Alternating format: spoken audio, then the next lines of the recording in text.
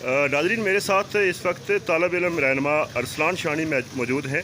गुज़श्ता जो तहरीक थी उसमें भी इनका बड़ा अहम किरदार है, स्टूडेंट्स को लीड कर रहे थे। अरसलान शानी साहब क्या कहेंगे? मौजूदा जो तहरीक है उसकी कामयाबी हुई है, लेकिन एक मरतबा फिर आपको धरनों में देखा गया है। क्या कहेंगे हुक्मरानों की नीयत के बारे में और रियासत क्या चाहती है?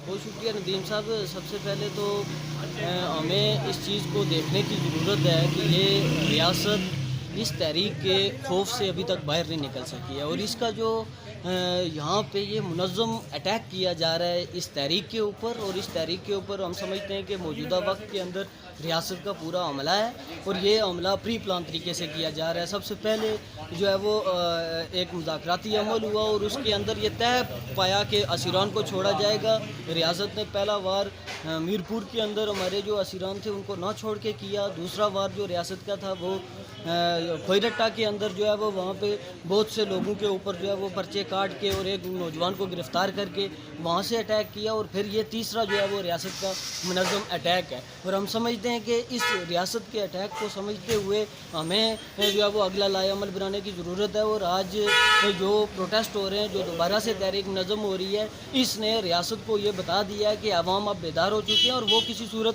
जो है वो आपके खौफ से या जबर से पसपा होने वाले नहीं हैं। और अभी जो मौजूदा हालात चल रहे हैं, जो तहरीक की जो कंडीशंस है, इसके अंदर देखने की ज़रूरत है कि रियासत मुख्तलिफ प्रोपोगंडाज जो है वो अरसलान साहब, आज़ाद कश्मीर की हुकूमत इस तहरीक को शुरू दिन से संजीदा नहीं ले रही। अभी उसके जो इरादे हैं कुछ और हैं।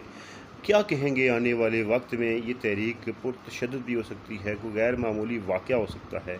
क्या पैगाम देंगे? क्या लाया अमल है अवामी एक्शन कमेटी का?